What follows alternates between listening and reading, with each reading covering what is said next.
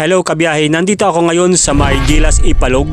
Dito ito sa may Kadalagahan Street, Taytay Rizal. Sikat itong Gilas Ipalog dahil sa kanilang itlog na binabalutan ito ng kulay orange na arena.